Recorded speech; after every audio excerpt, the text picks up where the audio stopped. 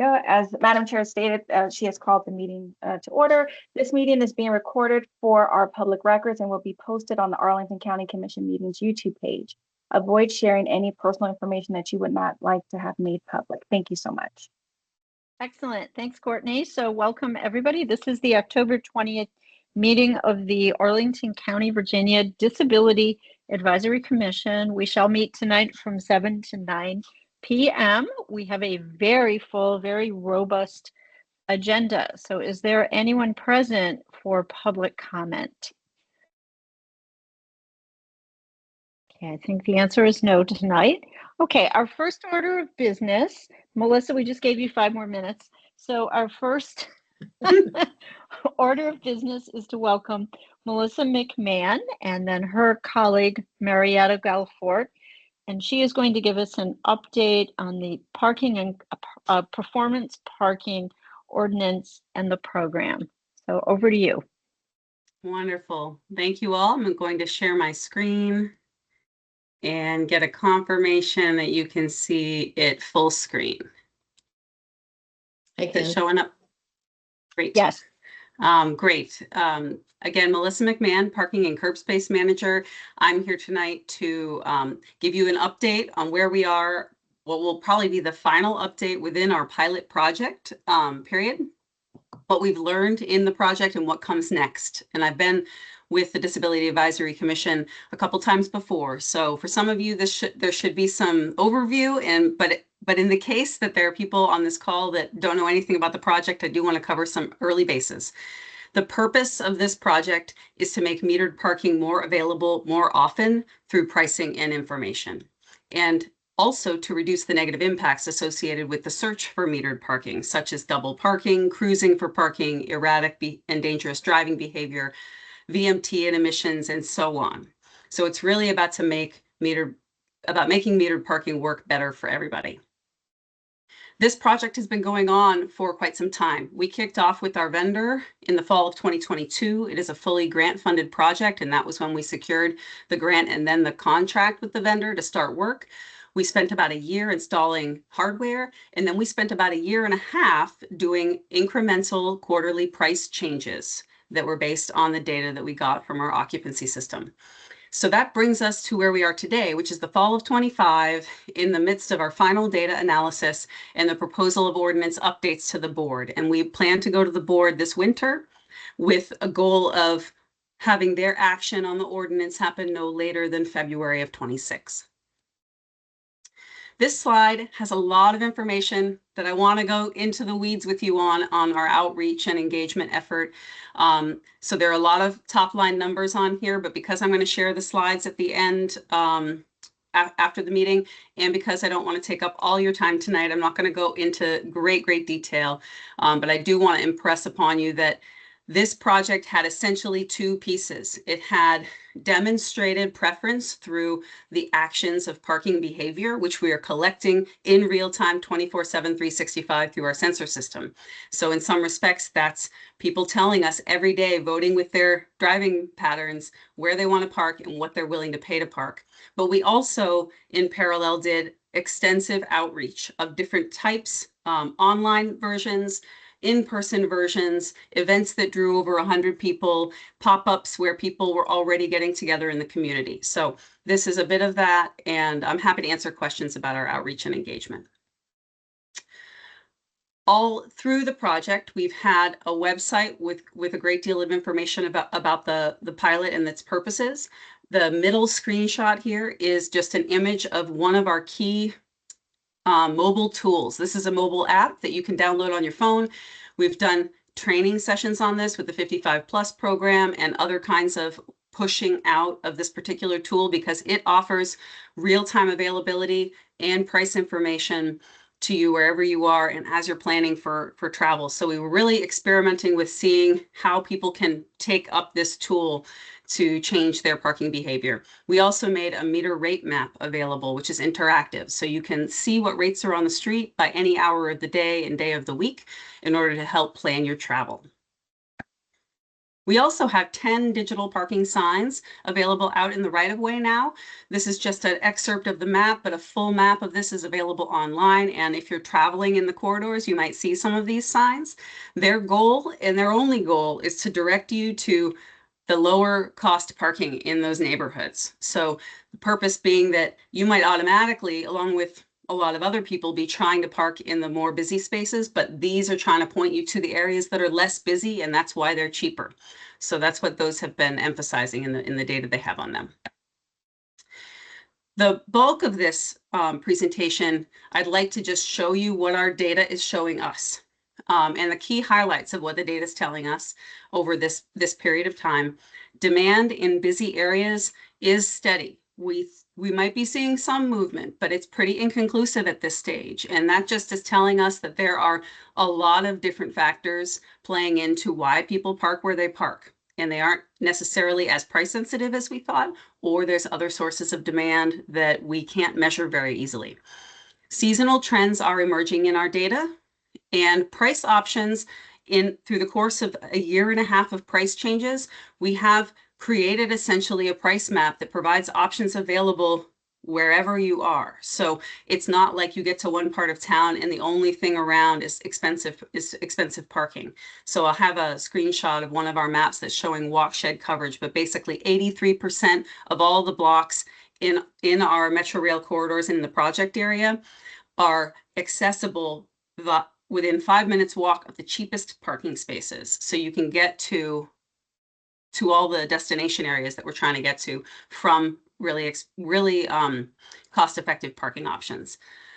Payment compliance, people's choice to pay when they park is low. We'll talk a little bit about that. It also appears to be unaffected by price. ADA and RPP parking insights I'll share a bit of. I did go more in depth on the ADA space analysis that we did in the last meeting that I came forward with, so I won't go as in depth tonight, just because we have other data to cover. And I'll finish up with a little description of how we look at stated preference and demonstrated preference. This slide is just showing you how we can track occupancy by neighborhood and by season. So the price changes are running from left to right. The neighborhoods, Ballston, Clarendon, and so on, you can see they each behave a little differently in terms of their overall occupancy levels. And you can also see that the trends over time are pretty inconclusive. There's fluctuations. Some are going up and down, some are going a little bit down, but at the neighborhood level, it's not, and there's no definitive trend.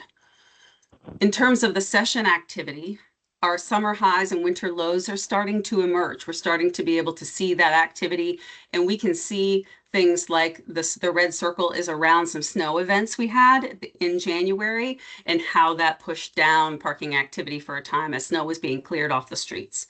So again, very steady demand. And in our high demand areas, again, in occupancy, there's no noticeable trend in change across the entire project area.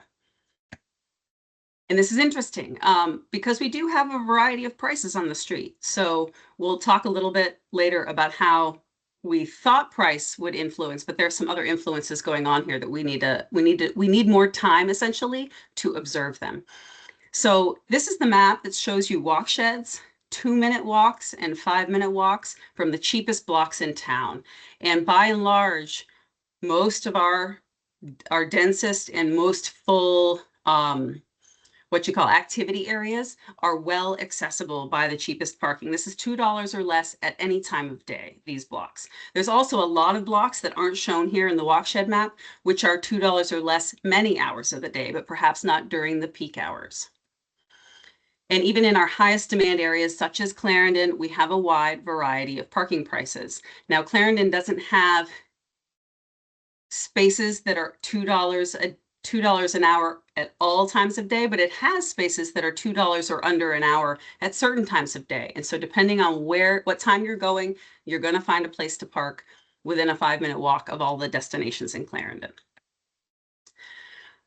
And this slide is summarizing payment compliance insights. There's a lot here, but I guess the main core message is we only see about 40% payment compliance across the board. And that means 60% of people parking when they park choose not to pay. And this has impacts on our data around price sensitivity, because obviously if you're not paying anyway, you don't care if it's expensive or if it's cheap. But it also relates to work that we're doing with police and enforcement to find ways to more efficiently enforce our streets so that we can get more compliance with everything, including payment, but also other rules of the road.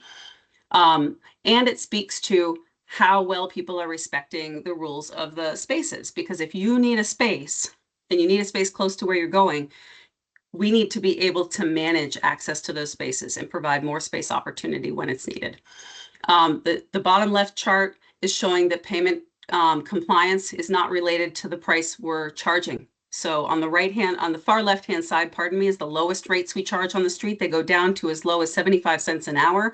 And on the right-hand side, as high as $4.75. And you can see some of the higher compliance areas are actually the more expensive areas, and the lower compliance areas are the less expensive areas. So this is not likely, price is not related at this point to people's willingness to pay. This slide is the quick and most important takeaway about our ADA space analysis. And that is that ADA spaces are used less frequently relative to their regular parking spaces near them. They are less busy, they are less occupied, and therefore they are hopefully more available for folks who need them when they need them. We know from conversations with you all and from our data that there can be outlier spots that behave differently. And the nice thing is with our maps and our analysis, we can see those outlier spots and we can coordinate additional field work and sometimes enforcement support to ensure that the signage is correct, that the behaviors are sensible for where that spot is located and who's using it, and to verify that the right users are using those ADA signed spots. RPP, streets are not really being influenced by our project. Wanted to highlight this as a big takeaway because we did do a parallel monitoring study of residential permit parking block samples that abut our performance parking area. And that's because folks were concerned that by raising the prices on the street, we would cause people to push into the residential neighborhood streets instead and not pay for parking at our meters and not pay for permits in RPP. We did not find that that was the case. There was only one block out of a couple dozen that we studied that had a consistent season over season increase in occupancy that didn't change directions, and that was also near a higher priced metered area. The rest of the blocks either showed no trend in increase, or if they did, they were next to lower priced metered areas, places where we lowered the price. And so we don't draw a conclusion that the project has caused any overspill in these areas. And we also have the ability to look into the one that is, I should say, potentially affected, and we can see through field work if there are in fact people without RPP permits parking on that block on a routine basis. And the last data slide is just to highlight the importance in our project of stated versus demonstrated preference. And what that means is that we have over 14.5 million parking sessions in our data set. And those are, again, people voting with their cars and with their parking choices, deciding where they want to go, not necessarily at this stage shifting a great deal of their parking to cheaper blocks, even though I showed you some of those maps. They're very accessible, the cheaper blocks and the blocks with more availability. So we do know people are willing to pay more than we thought. And that's something that we see in those high demand areas. But at the same time, we asked almost 700 people a ranking question about what's important when they park. We asked, is it close? Is close the most important? Is easy to find the most important? Or is cheap the most important? And this is pretty even Steven split. So cheap was not the highest priority for everybody.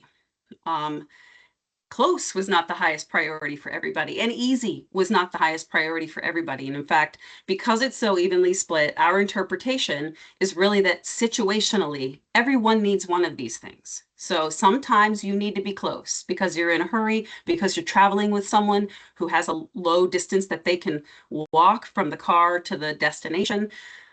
Sometimes you want cheap because you don't want to pay the high price, but you've got extra time on your hands and you're willing to walk a couple blocks. So in those instances, when you're feeling more relaxed, cheap is the way to go, and you're willing to do a little bit of a search, or you're willing to make your decision to park ahead of time a little bit farther away. So we can manage the system to have all three of those things, but we can't make them all happen in one parking space. So we've got these two examples of types of data and input that we've received over the course of these couple years.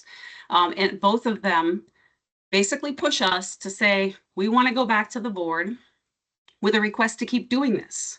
We want to keep monitoring these data. We want to keep measuring performance on a block by block basis and making recommendations through the county manager to adjust price and information according to demand.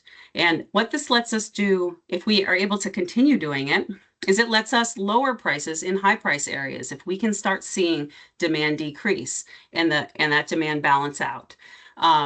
And it can also let us raise prices in lower priced areas if we see that there is greater demand showing up there and that it would warrant it. But overall, we do know that there's a lot more observation needed. We need more seasons so we can capture the seasonality and how that plays a role. But we think that it's we think it'll be a very beneficial program to maintain, because we can gather information and we can act on information when we can combine our occupancy data with our transaction data and use that to inform the information systems we can send out to parkers. So that's our plan. We are expecting to be at the request to advertise stage in December with an ordinance action no later than February.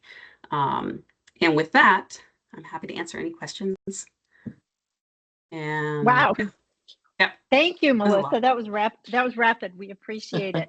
I have a couple questions, but I'm going to hold back. And I did have a question for Courtney. One of our commissioners, Justin, I think he's experiencing challenges because the presentation stuff, is he not able to see the captions? Maybe we can stop sharing.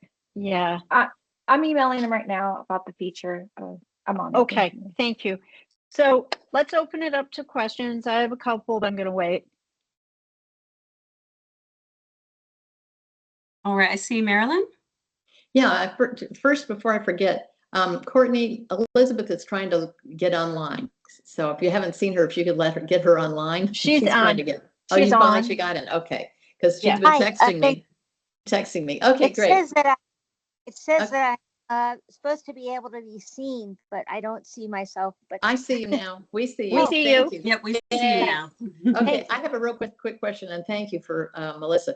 Melissa, I don't think we met probably in an older meeting, but I want to thank Melissa for what she did over at the farmers market to help us with parking that got covered up by vendors. And I know that was over the top to try to do that. And I want to thank you so much again for that. I know I thank you, and to thank your team. I do have one question that might help other people here as to what your role includes and doesn't include, which I found out after the fact when I saw the issue at the library, and I came to you, and then I did get a response, by the way, about that, where the two signs, the two handicaps, APS signs, had signage, but they were not accessible. Yeah, you remember that. And so I did get a response. I still have a couple of questions, but some of that was caused by the construction there. But I wanted people here to know of that you handle street parking, but not parking lots. I want you to tell me that, if that's still true, that you don't handle the parking spots inside a certain areas. You handle street parking, or just if you could help people understand that. Yeah, I'll try. And I'm happy to do more to try later on if there's not enough here. But basically, my team does primarily manage on-street parking policy decisions and some programmatic decisions. So the residential permit parking program is an example of on-street program management, but we also make allocations and make recommendations for signage changes and whatnot. For off-street space, by and large, if it's the county's space, it's actually as a facility managed by the Facilities Bureau. And so they manage it as an asset, a physical asset. They would do the changes. They pay for the signage. There's been some workflow hybrid versions where stuff was put into workflow by me or my team for instance, the library lot with the EV charging signage, and there were some updates that had to be done. But by and large, we have to work with the Facilities Bureau, and we don't always know what choices they've made in process at these off-street county-owned lots. And there are Thank you. other ones. There's like Yeah. Parks own some lots. So if it's a Parks lot, it might be further. There might be the Department of Parks and Recreation as a stakeholder in that as well. And I guess if you could tell, sometime we'll still come to you. and Yeah, say, okay, yeah. okay, no, just to say, who do we go to? Because one of Yep. our challenges as a commission is knowing who to go to for what. Yep. And I think, that's Yeah. kind of our challenge. Yeah. I understand that, and my recommendation, you can always email me, but my recommendation is that usually the fastest way to find the right people is to use the report a problem system online, because even if it's not a sign down, even if it's something more complicated than that, you can submit it to the Transportation Safety Investigation dropdown, and that goes to a specific person in the transportation department who looks at every problem, and she knows, she's one of the master knowers of who is responsible for what thing, so she can allocate it to the right staff. And sometimes it's multiple staff, but she can do that allocation formally. So that's also a really good tool for you to use when in doubt. Thank you, Melissa. Yeah. Thanks again. You're Thank you. welcome. Super helpful. Andrew, you have a question. Yeah, well, thank you, Melissa, for presenting. So I had a quick question about the low compliance rates that you mentioned. Mhm. Are the compliance rates in Arlington uniquely lower, or is it comparable to other dense metropolitan areas? In our pre-research for the project, and when we first stumbled onto the earliest estimates of our compliance rate, maybe a year in, we were finding that it's comparable to other areas. So it's not unusual for payment compliance to be low. The thing is, most places don't know because they can't quantify it, because they don't have occupancy data to compare to transaction data. Prior to us having the system in place, we just estimated activity on the street with transaction data. So had we kept doing that, we wouldn't know we were 60% under actual activity happening, the commercial activity, the activation of the street. So yes, it's not far off from typical averages, but there are some places, at least that I've read about and been told about, who with primarily more automated enforcement systems are able to achieve in the realm of 70% compliance, like a notch up, a significant notch up. But that takes some tools that we don't quite have in place yet here. Wow. That was my question. That was one of my questions too. So you answered it. I had two questions. And well, one is a request. I heard you talk twice that parking was accessible, and I think I interpreted it as it was easy to get to with like a 5-minute walk or less. But I would ask you, for us, when we hear accessible, it means something else. Yep. So I would respectfully request, like in future briefings, you make that distinction, right? That it's easy to get to, that it isn't onerous, that it's a 5-minute walk or less, Yep. because it has a completely different meaning. Yeah, thank And you then the very much other- for that. And then the other is, I'm really delighted. I've seen you all out in the community. You were at Clarendon Day. You've been at other events. I've talked to you multiple times. And I saw that you've gone to some over 55 events. Mhm. I guess my question is, you showed the app, and down the road, I guess my question is, how do you plan to engage with residents with disabilities, just to make sure that they feel comfortable using this program, or their caregivers and family members feel comfortable? Because sometimes it's just I got to get there, I've got a doctor's appointment. So I'm really curious about what's going to be specifically done in that space. Yeah, that's a great question. One example is that we got a recommendation through one of our open feedback forums recently. Why don't we just have a PDF map of the rates available for download? And we thought to ourselves, that's a great question because we have an interactive meter rate map. But if you were to just take a screenshot and try to print that, it probably wouldn't look very good. And a lot of people don't want to interact with it at all. They just want to look at it posted on their fridge. So we have plans to do that. That's an example of a kind of simple thing of making it more accessible to folks, accessible in, I guess, multiple fashions of interpretation, but to make it easy. We do hope to continue providing this particular app. One of the emphasis I've made when doing these 55 plus training sessions on our tools is also that the tools are for each of us where we are. So not everybody has to use ExactNav to look up the real-time availability. But if you want to just do that printout of the PDF and understand that the cheaper blocks are where there's going to be more availability, you can make your plan in advance and you don't have to worry about doing something ahead of time. We also have talked about how you can have your caregiver be the one, if your caregiver is younger than you are and they're more savvy with their phone or with mobile applications, set them up to have it on their phone and they can be the ones to be using it, because then there'll be less of a digital divide in terms of getting comfortable with the interface.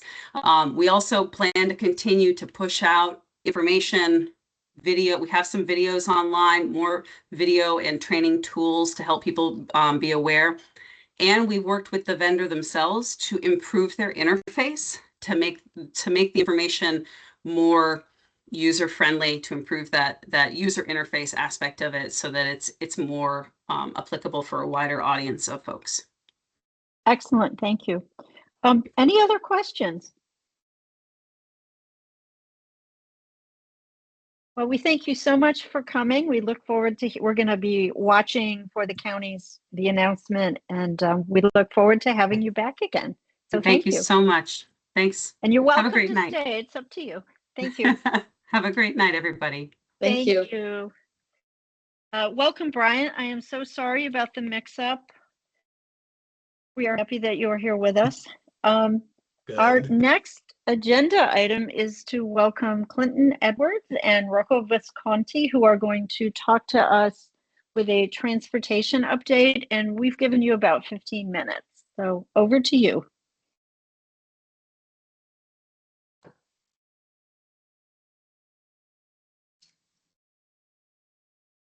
Good evening, members of the Disability Advisory Commission. My name is Clinton Edwards, and here with me this evening is Rocco Visconti, also from Arlington Transit. And so we just wanted to come to you all this evening just to give you a brief update on the upcoming service changes on ART, and then also just a brief overview of the STAR audit. I know you all received the All Now article during the month of August, and so we just wanted to just give a brief overview of the audit, discuss the 4 findings and our measures we've taken so far to date. So I'll go ahead and share my screen. I have the presentation displayed. Could someone please confirm that they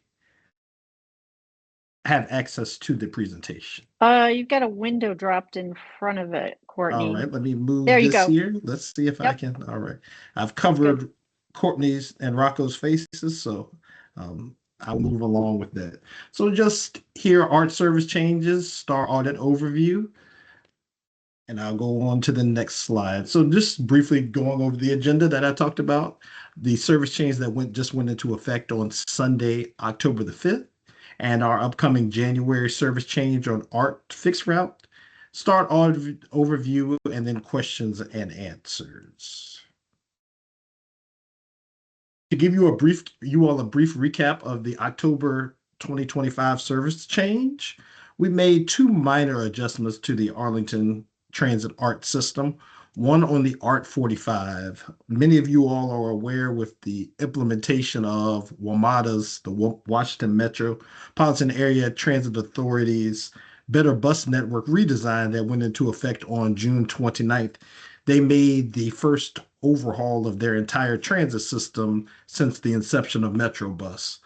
Well, as we knew, there were going to be some little tweaks that had to be made along the way. And one of those was that, as we found out, probably that first Sunday of July, when it went into effect, of June, excuse me, the last Sunday of June, is that on Sundays, coming out of the Roslyn area, the ART 45 and the new Metro Bus F62 were following each other down. So you would see an ART bus, and then 3 minutes later, you'll see the F62. Since our services are less on Sundays than on Saturday and on weekdays, we wanted to make sure that we smoothed out that corridor so that you wouldn't see a bus every 2 to 3 minutes. So those folks that are going from Roslyn to the North Pershing area, they actually had a bus more frequently. So we were able to spread it out a little bit, spacing out those departure times so that instead of seeing two buses between every 3 minutes, you would see a bus. Then 15 minutes later, you see another bus. So we wanted to spread that out so that that corridor would have more reliable service, and that folks that are traveling there between Roslyn Metro and North Pershing actually got consistent transit service on Sunday. So that was just a little tweak that we saw coming out of the better bus network. And then the second change was on the ART 52. Many of you all may be aware we adjusted the schedule in July on that. And so we had to come back and just tweak it a little bit more. We had a little bit too much running time, time for the buses to get from one end of the line to the other. And so that was causing delays. And so we also did that to better coordinate with the arrival times of the ART 51 at Boston MU Metro Station. So that will basically smooth out the 51 and 52 on weekdays. Moving on to the upcoming service changes, as you'll see, the overview of all of these changes are improving the passenger experience. What we were looking to do on ART is really to improve the on-time performance. So when you're out at a bus stop and it says it's going to come at that time, that's the time it's going to come. On ART 42, we have lots of challenges with that bus in the middle of the day. In the middle of the day, the on-time performance is below 50%. And so until we can identify a funding source to be able to provide more buses and more service on that route, what we're going to be doing is that we're going to decrease the frequency from the 30 minutes that's on the published schedule to 40 minutes to better reflect what's actually happening. Folks that are out there standing there in the middle of the day on the 42 are currently waiting for a bus to come every 30 minutes, but it's coming every 40. What we're doing is we're just basically right-sizing that route to make it scheduled to come every 40 minutes in the middle of the day, as opposed to showing people 30 when it's actually coming to 40. Two positive things that are happening in January on the ART 75 and the ART 87. The Transit Bureau was able to secure outside funding from the Northern Virginia Transportation Commission through their commuter choice programs. On the ART 75, as we have listed here, the grant is going to allow ART to add trips to ART 75 to increase frequency from every 30 minutes to 20 minutes.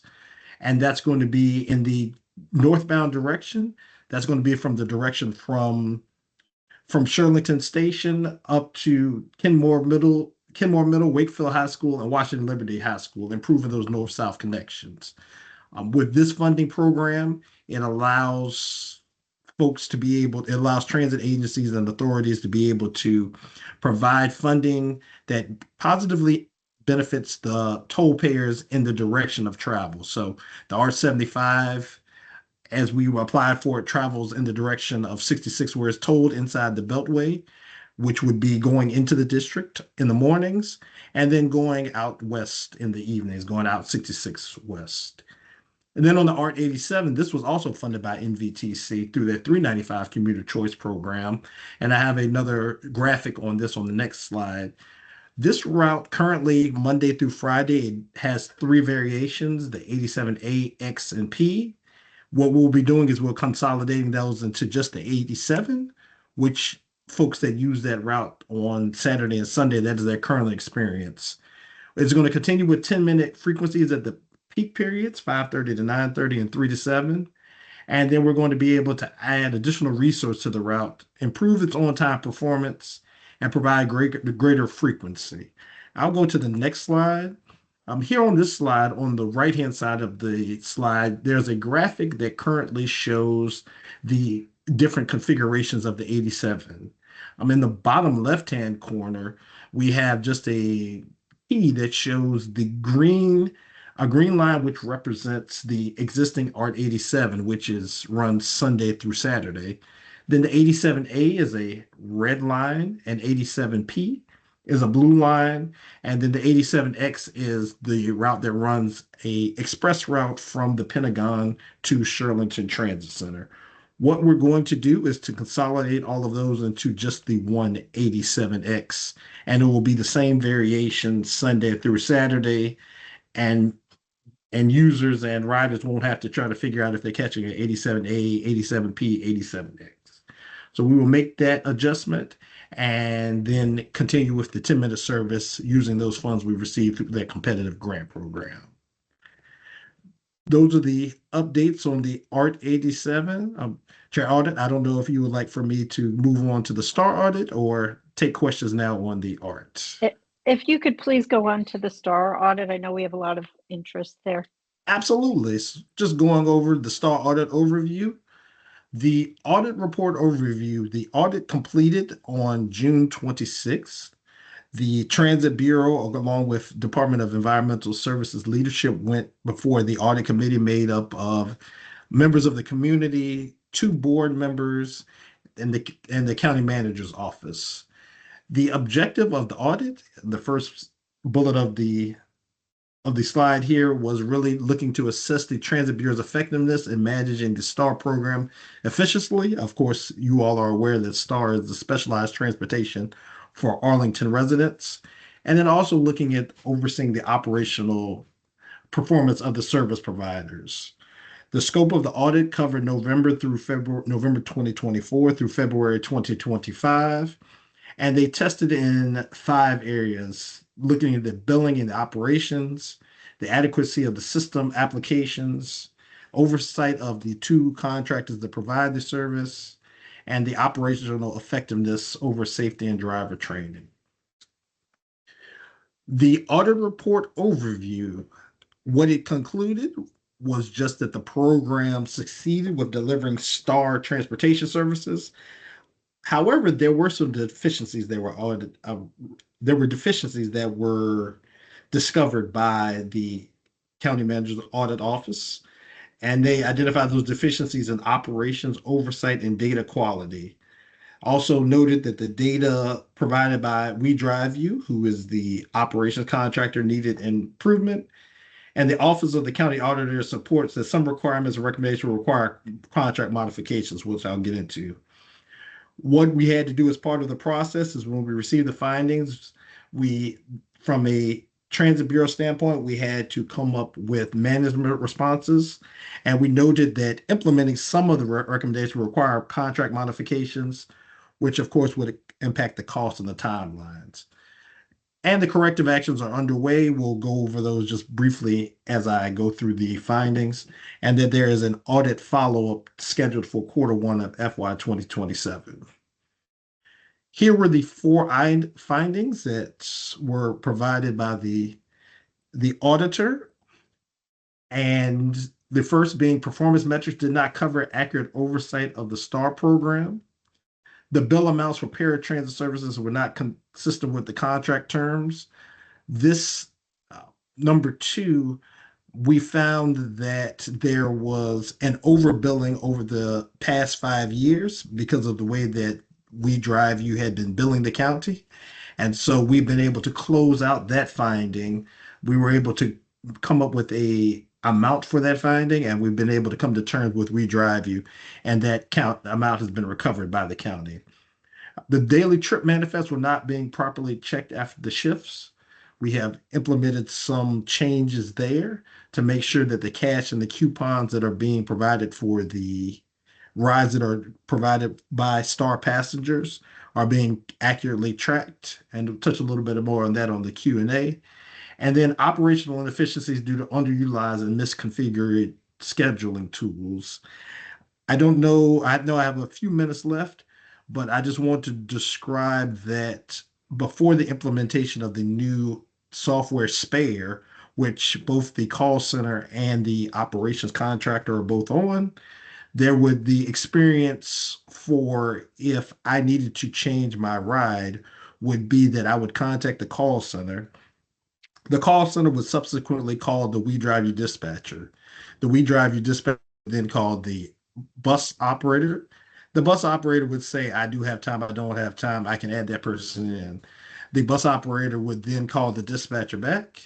The dispatcher would then call back the Star Call Center all the time while the passenger is on hold, awaiting someone to give them an answer to see if I can push my trip back an hour or move it up an hour. Sometimes that process took upwards of 20 to 25, 30 minutes.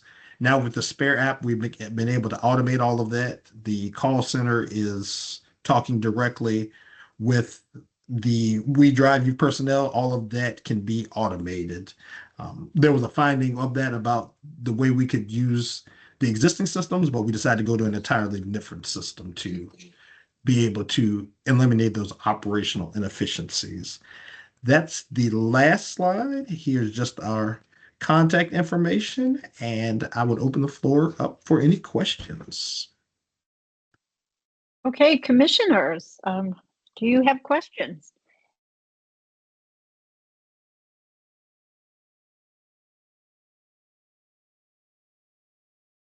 Karen, I my don't think hand's not working.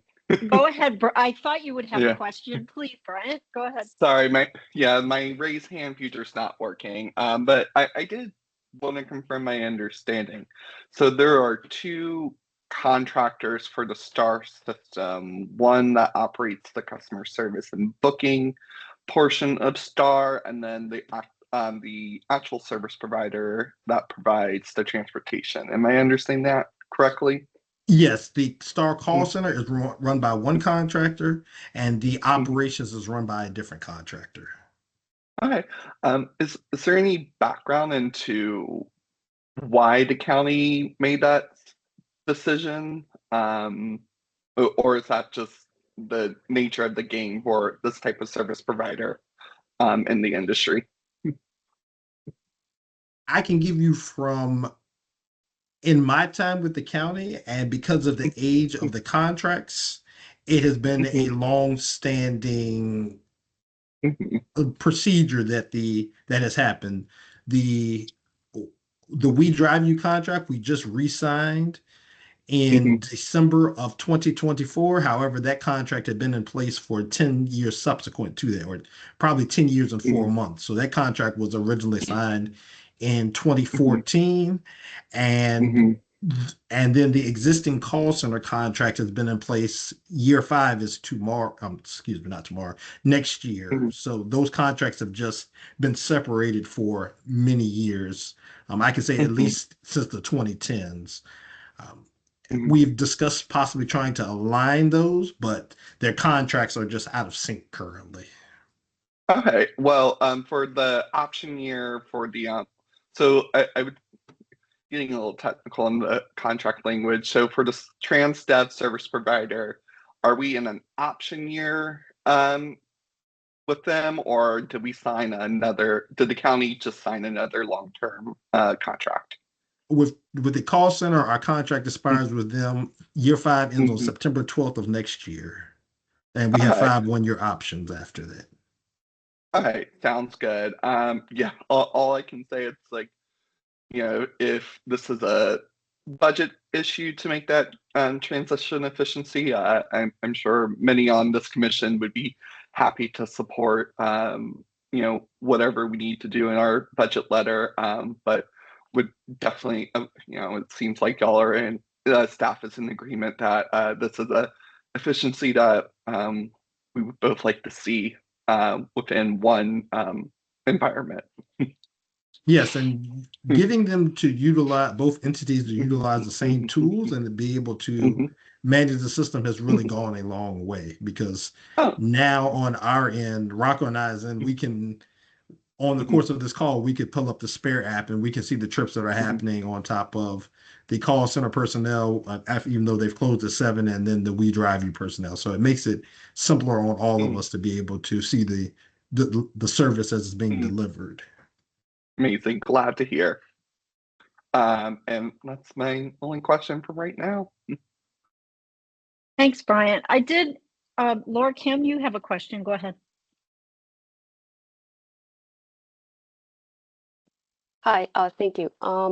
I am a Metro Access user, but I'll admit that I haven't used Star before. So this might be an ignorant question, but is there a way, you've talked about the call center and sort of that smoothing out that process in the back end there. Is there a way for a Star user to book their rides through the website, like how you can do that on Metro Access or through an app? Commissioner Kim, yes, ma'am, absolutely. Now that you first you had to get certified with Star, and being a Metro Access user, you're already certified. What you would just need to do is contact the call center so they can set up your account in Spare and provide them with your Metro Access ID number. And then through the Spare app, you're able to pay for your rides, and you're able to also book your rides through the Spare app. So right now, users have the option of doing so either by calling the call center or doing it themselves through the Spare app. So yes, that option is available as of June 3rd. So we're just still in our first 4 months of usage with the Spare app. Got it. So me as a user, I could look up, or am I able to, sorry, I might have misunderstood. If I have to, if I'm trying to check if I can move up my ride or push it back, is that something I can do on the app as a user? I think you can request it, but someone would still have to reach out to you. So you wouldn't be able to just make that manual adjustment without someone actually physically reaching out to you. Understood. Okay. Yes. That was my question. Thank you. You're welcome. Thanks, Laura. Go ahead, Marilyn. Yeah, I have a quick question. I know we're running a little bit behind. For other companies, are there other places in the United States or Virginia that use a Star-like transportation service, or are we unique here? And if there have been any others, have we checked, like the We Drive You? What else has been done that we could compare to that's either better, that we could learn from other places? You know, I know, because it looks like we've got people auditing, and you guys are running it basically. But has anybody looked at other like systems to do a comparison and maybe pick up some good ideas from them? Just was curious about that. If that Yes, is done. Yes, we've done several white papers comparing us to other specialized transportation systems across the country, whether it be in Richmond, Virginia, in Raleigh-Durham area with Go Triangle Transit. And then I think also in that white paper I think we did one north in the Mid-Atlantic, in the Pennsylvania area. So we have done that. The one thing that makes us a little hard to compare is with our service area being so large, we have a service area that is complementary to that of WMATA's Metro Access program, where we cover basically we cover Maryland, all the way outside the Beltway, all the way out to Dulles Airport. So that makes us unique. With the specialized transit program, the ADA federal requirement is that a provider only has to provide specialized transportation for 3/4 of a mile off of the local system's bus line. So basically, all of our requirements by the federal government are just for Arlington proper, but the STAR system goes above and beyond that, going into Prince George's County, Montgomery County, out to Loudoun County, and deep into Fairfax and City of Alexandria and DC. Okay, thank you. You've answered the question. Thank you very much. You're welcome. I think Elizabeth's next, and I think Brian had another question. I actually put my hand down. Thank you. Okay, Brian, you had another question? Yeah, I had a question actually regarding our service area. Yeah, I am grateful that Arlington was able to design such a service area, but I have a question. How does that impact the overall service of STAR? Are we serving the maximum amount of passengers? Because, if we have to drive someone to Walter Reed Medical Center, for example, that's a considerable distance to travel to and then to deadhead back into the Zone 1 service area of Arlington County.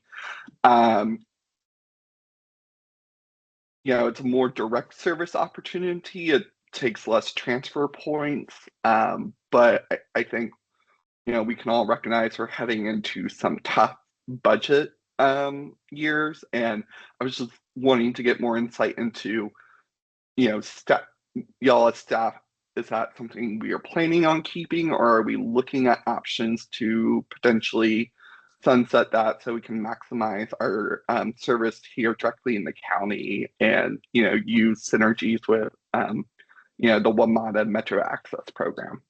Mhm. Mhm.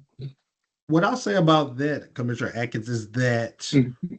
with the size of the service area, there would be efficiencies that would be met if our service area was not as large as it was. Just take the example of a trip that is going out to Dulles Airport. When that trip gets out to Dulles Airport, by the time that vehicle gets back to run, let's say your Walter Reed trip from someone that's going from Shirlington Station to Walter Reed, 3 or 4 other vehicles can be there. So we, as you know, the county is facing some very difficult budget decisions. We are looking at everything possible, and our goal is trying to preserve the Arlington Transit services as much as possible.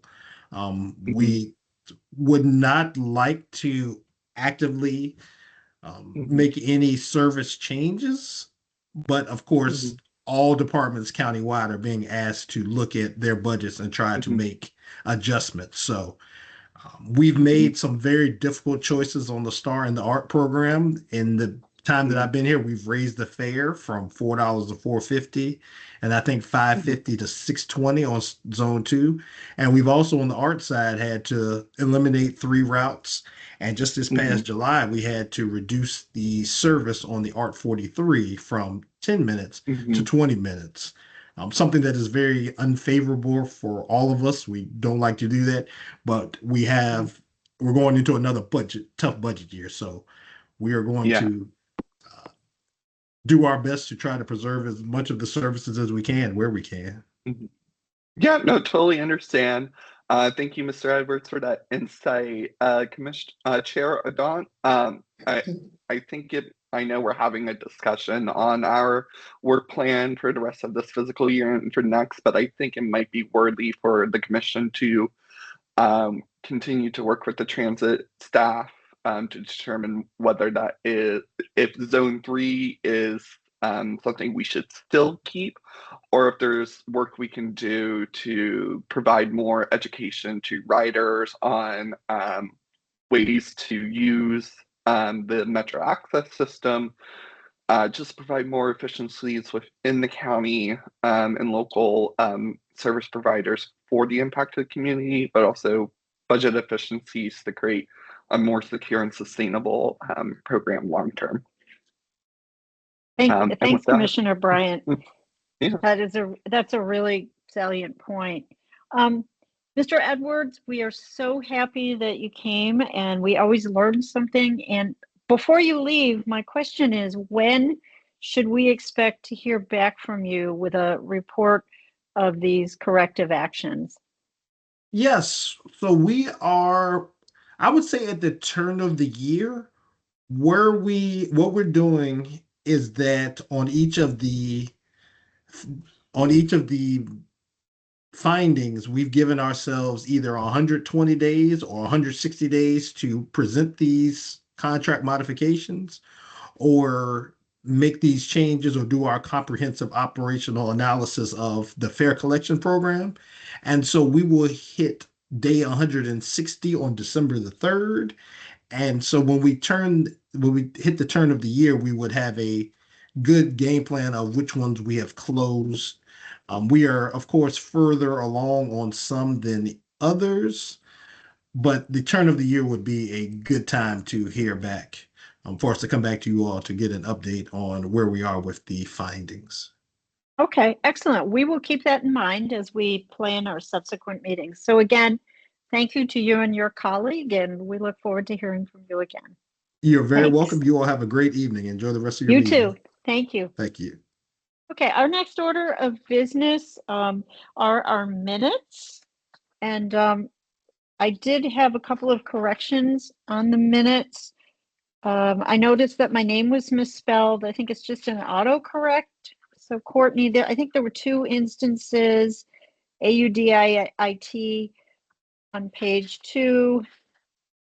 And I think, yeah, twice on page 2, if that just can be fixed. And I think Elizabeth's name was misspelled on page 4.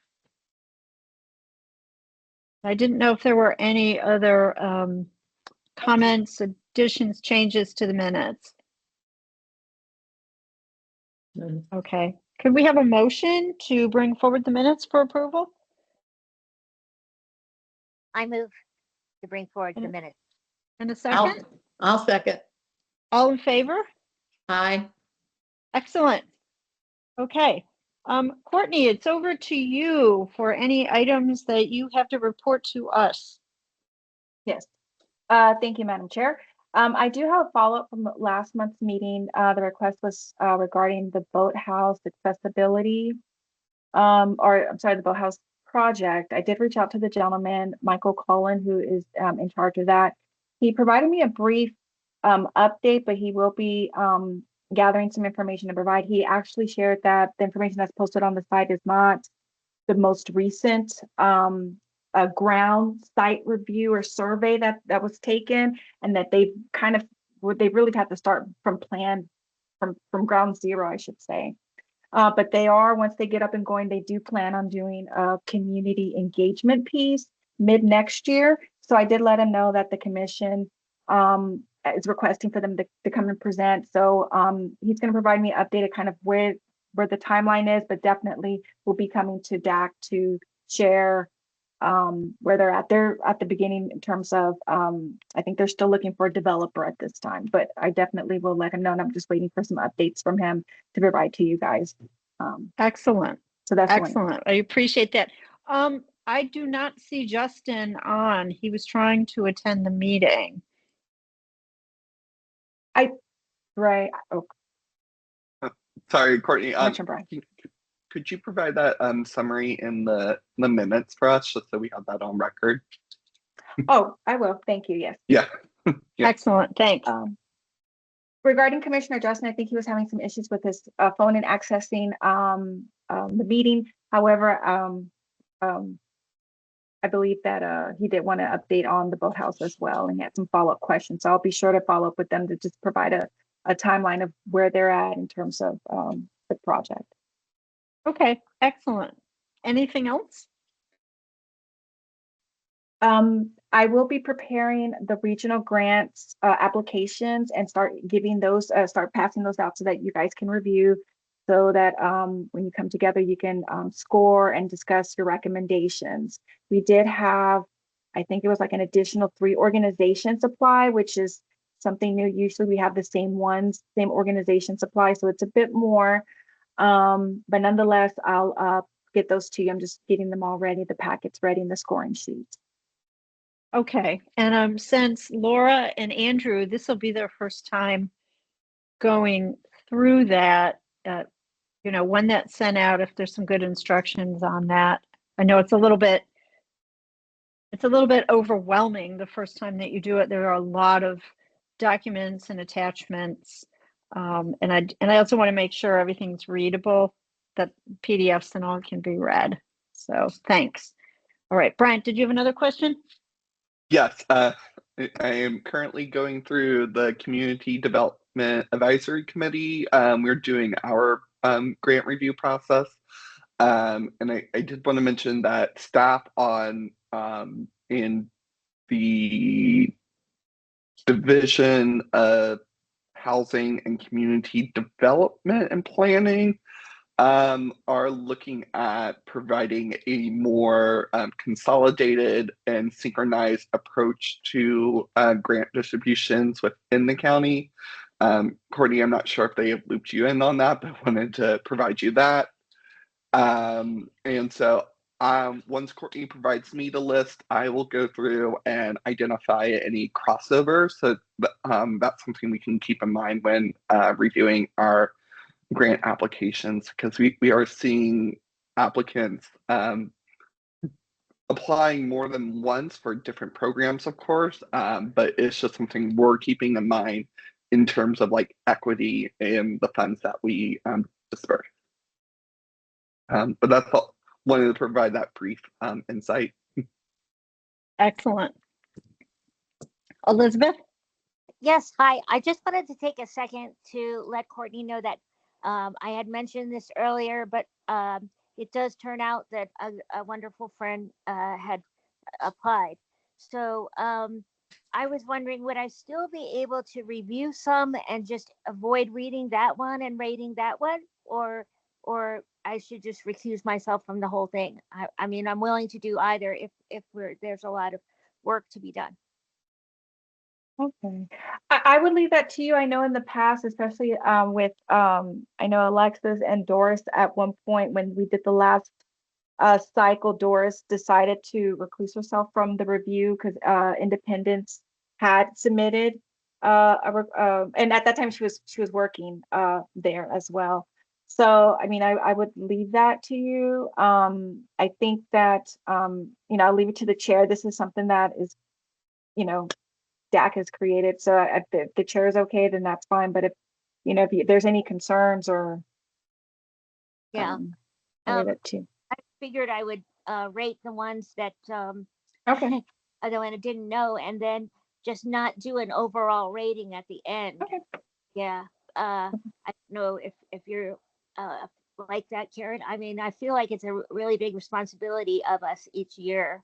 So, and then it used to be kind of hard to slog through them all. So if you need more people. Yeah, I would say if you're going to recuse yourself from that particular one and do the others, and then what you said about the overall ratings, I would be fine with that. I've been involved in similar situations. Yeah. Okay. I mean, that. if you are willing to put in the time, that'd be great. Thank you. Okay. It is a lot of work. Excellent. Courtney, anything else? Sorry, I had to unmute myself. That's all. Thank you so much. Okay. And How so many it's time for applications? Sorry. How many what, applications do 5 we or have this 6, year? Courtney? Is it 5 or 6? Oh goodness, I think it's 7. Okay. I'll need to go back and check. And then I know Columbia Lighthouse for the blind did not submit one this year. They are ones that usually have since I've been here and probably previously, but they didn't submit this year. But there's been some of them. Yeah. So I'll get that. And to you. just for my planning purposes, I'm sorry if you said this previously, but when do we expect to start our review process? I'll try to get some out this week. So in the past, what I've done is I would send one a week. I know past commissioners, since with the overload of information, I can send them all at once, or I can kind of half them up and divide them much, whatever you guys think would be the easiest and most organized, since it is a lot of information. I would split them if you could. Okay. And That'd be for the perfect. for the commissioners who are new, I'm happy to talk to you one-on-one, you know, before you open them up and start the process. If you have any question, I'm happy to do that. And Courtney, if I could get the timeline for that, just we have 48 applications on the SITSAC committee. So ballot, and we have to review 11 a week. So just want to see that. Yeah.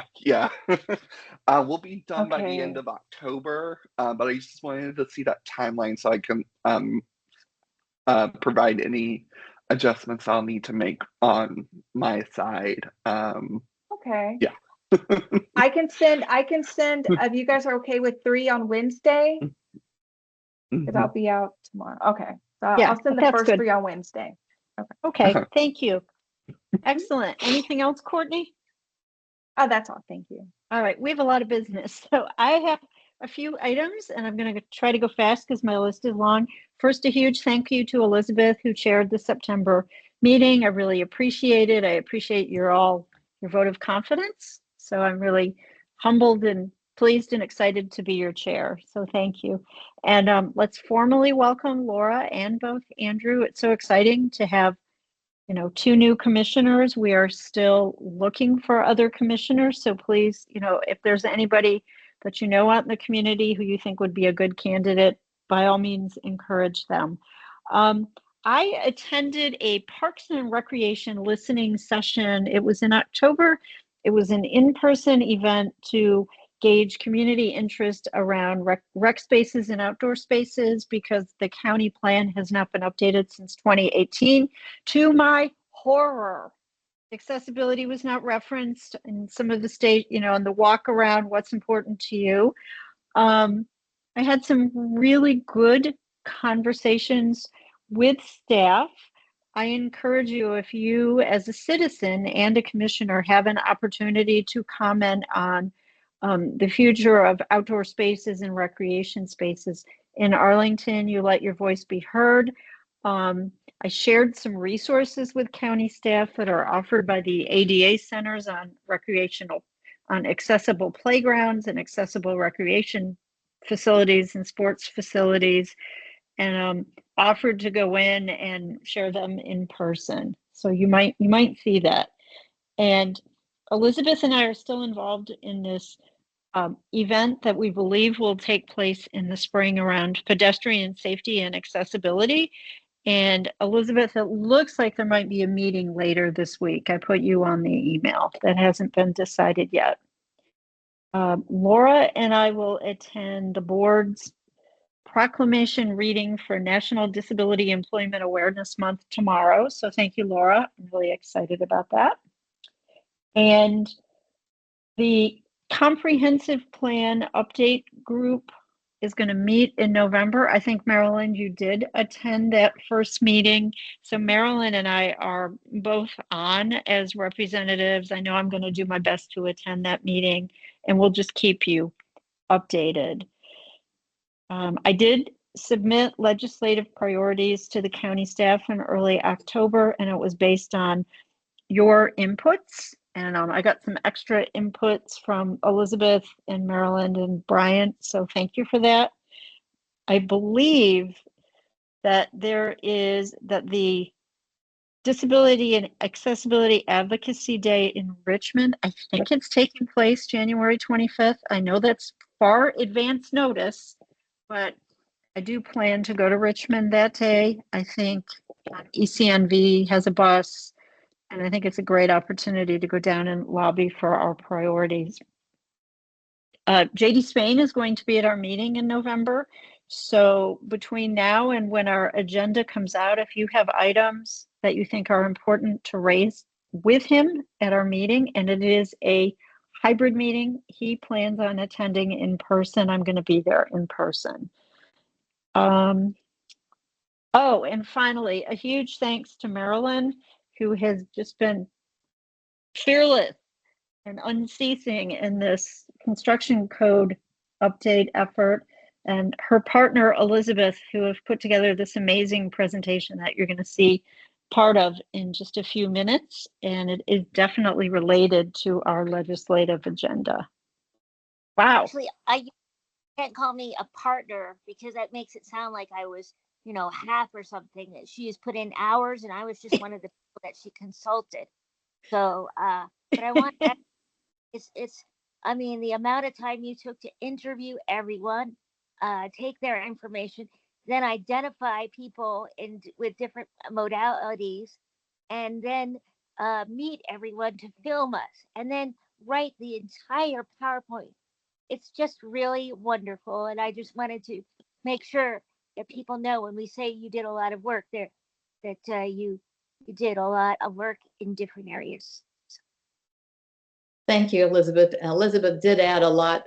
She spent 2 hours going through the semifinal charts and added some wonderful things, but she was a key actor at the video, and thanked her for coming over here to the Waycroft Apartments to video her and to show how hard it is to get around in here and not get to any of the amenities in here because of her disability.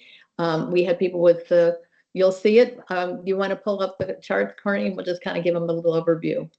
Well, actually, if you hold on, Sure. if it's okay with everybody, I think I want to just quickly segue into the liaison reports, because Sure. I don't think it's going to take very long. Okay. And then we'll have, our 35 minutes or so to do, to talk about our work plan and possible priorities. So the first on the liaison report is just the governance and the work plan. And Bryant and I don't have a whole lot to report other that it's in progress. And we hope that tonight's discussion on our potential priorities and work plan are fruitful, so that between now and the November meeting, we can put together a draft work plan that can be considered and voted on at the November meeting, which could be very timely with JD. And then I see us turning towards our governance and our charter and our bylaws, and we would pick that up after the November meeting. So I don't know what else you have to add to that, Brian. Nothing to add on my end. Sorry, I haven't been able to dedicate as much energy to it with my responsibilities in SITSAC and other 5 to 9 duties. But of course, as always, time will free up after the elections. Yeah, that's what I thought. Yeah. Elizabeth, do you have anything to share with us from the Transportation Plan Advisory Committee? Yes, this is, I mentioned it at the last meeting, that there is a group of people that are looking towards how they can improve transit for the entire population. So one of the things that I have said at several meetings is exactly what you said, Karen, to Melissa, who is just here, I guess, that's when they say accessibility on all, and this is at every SPRC meeting I've been to, everything, it will say accessibility, and you think, oh boy, they've got it covered, wow. And then it turns out that what they mean by accessibility, which is also very valid, is it accessible to all different persons in the county? Like how easy is it for somebody to get to a grocery store or a bus and that sort of thing? So I've told them that. Another thing I've mentioned that's come up here many times is the red bricks. Part of their plan is they've already decided a while back to no longer use the red bricks. But I have asked them to accelerate repairs on red bricks, because there are several places where it's, there's big holes now. And then I remembered one of our old colleagues who's had to get off the committee, but used a wheelchair, had asked for a ramp to be put in front of her apartment, because apparently there wasn't any curb cut or something on. And so I asked that reasonable accommodations should have some process to be highlighted and put towards and considered for a priority. I wrote it much better than I just stated it. But that's because she had told us that she had waited over a year to get a curb cut put in. I had needed one too, and my sidewalk didn't have a curb cut, and I just had the funds to go out and buy one, and nice neighbors, so they've never removed the portable one I have. But that was a remark that I made. They seemed very interested in that one. So Okay. some of the recommendations. I wanted to mention another recommendation that somebody on the committee made, which I thought was fantastic, which is that some of the streets, especially the ones owned by this state and not the county, have very short countdowns. You know, when you're trying to cross the street, and there's not much that the county can do about that. But one of the pedestrian advisory committee mentioned that there are ways that you can actually put in a sensor or something related to the lights fixtures or something that would actually signal if there's still a pedestrian in the walkway. Right. And oh, you heard of that, Brian? I knew someone like you. I'm not surprised you knew about that. So they have suggested that more of those go in and the specific reason they provided was for senior citizens and persons with disabilities. So that's what we're doing on the Transportation Future Committee. But other than that, they say their whole plan is geared towards pedestrians. So they don't really need to talk about pedestrians because they've got that covered. It's a little bizarre. Yeah. And then I did previously mention that Elizabeth and I are involved in the Commission on Aging, the Transportation Committee effort. So we'll come back to you if we have anything else. Maryland, if you can, this is your time to talk to us about your work on this code enforcement and of course, construction code update. Yeah, so go for it. Okay, probably what we'll do, if you agree, Karen, is get these. It's already gotten to Andrew's seen a copy, the latest copy, and of course, I think Elizabeth. But I do think that it's probably worth getting this out to the DAC sooner than later to have anything else that they want to say about it. But what this is what we've been talking about: urgency of getting a code for apartments and condominiums in the future, because the apartments and condominiums board and others have to pay for it if you ever can get it done, to give access to persons not just with disabilities but anyone that needs to get in and use an internal amenity. The doors are not accessible. You will see that in the videos that are on this, and we'll go through that. Again, this is for the future. It follows these topics. Presentation, keep going. We have testers and videos. Of course, Elizabeth was a key tester with her scooter. The issues are interior doors in apartments and company are not accessible to residents with a disability, even able-bodied persons, to open interior doors without risk. And what I love that she brought, I even had this with my son, the risks are also to buildings due to these issues, because the damage could be done to the buildings while people are trying to get the doors and they put in dings, etc. The objective is to prove the urgent need to expand the section 1105, of which we have already put through a priority through the county. Hopefully we'll get to Richmond for a new construction code, for an expanded construction code. And it's a very clear case. If you go through this presentation, it's 36 charts. I won't go through them tonight.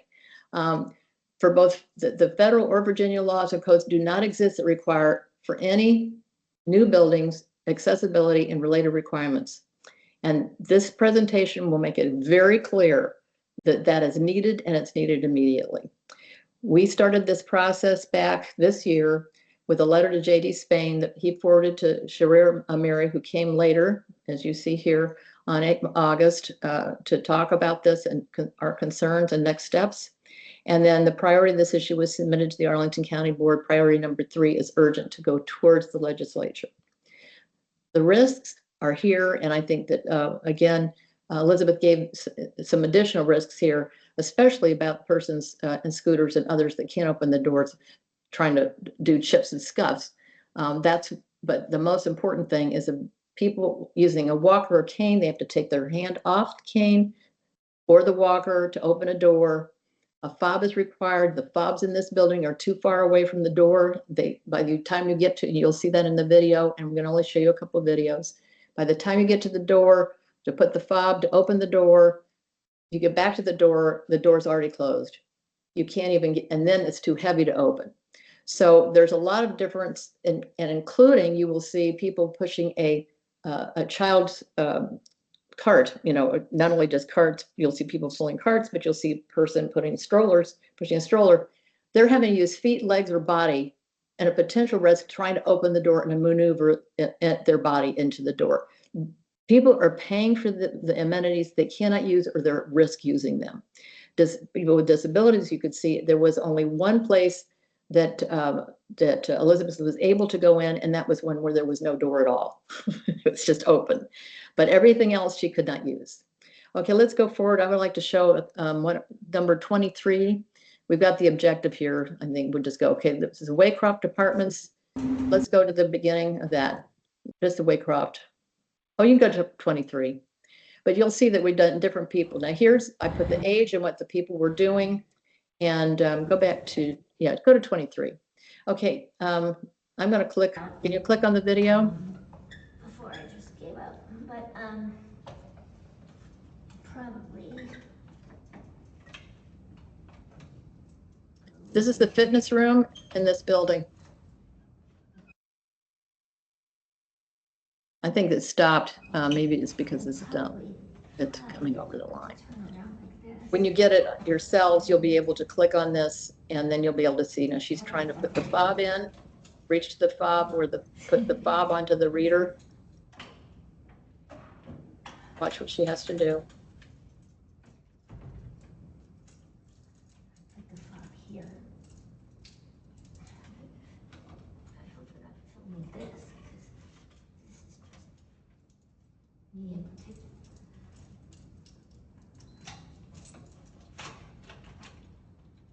I forgot there would be voice in the thing, or I wouldn't have been mumbling to myself so much. You did great, Elizabeth. And there's I many know. more. There's more of Elizabeth in here, and there's others, and I can show you one or two others. But I do want to show the last two charts. The last two. This is a 36-page briefing with a lot of videos. Okay, let's go to this one. This is me. This is in a different building, and you'll see what building it is. This is the Waycroft over your courthouse. All I did was pull something through. What you see me is going into the garage. Let's do it one more time. Going out of the garage, that was a hand waiver. All I had to do was wave my hand over that, and it opened the door. Now go to the next one. That was entrance to here's from the garage. This is where I had to all I had to do was put the fob on that one thing that's special designed, opens the door, I go in. This is a simple solution that needs to be put in when a building is in design and development. What we're understanding is developers don't want to pay for it, and then nothing happens. It took me 4 years to get 5 buildings put where I had push buttons put in Reston. It took me 4 years to convince people to do this. But was on the board, and it cost a ton of money for them to go do it, and they did. Everybody gains from it. Stakeholders, you'll see that. The stakeholders here are just go to the next chart real quick. You all need to go through the whole briefing. Keep going. Go back to stakeholders. All future residents of apartments and condominiums will benefit that currently cannot safely access building amenities that they pay for. Also, and I think it was a good put here, apartment management and condominium boards will not incur maintenance costs for repairs due to damage to the building and potential insurance claims for injury. This is just, we have to get the codes. We have to get the code expansion to require automatic door openers for safe access to internal doors and amenities during design and development. We strongly recommend hand waivers or whatever the most current thing is, but this is where a person that is having difficulty, that's not just using a device, wave a hand, pulling in groceries, and the placement of the security receivers must be included. You could see how she was having to reach. There's some doors which you will see others having to reach way far away from the door. They can't get to the door fast enough to open, or the door is too heavy. And then I felt that I needed to say the ongoing maintenance would be borne by the building in the future. So the developers don't have to pay for the ongoing. They could put in the contract for the first 90 days or year, but that's the only downside, I think, for apartments and condominiums, for the board or the, so then, so again, this is the timing. This is just additional findings, and go to the next one real quick.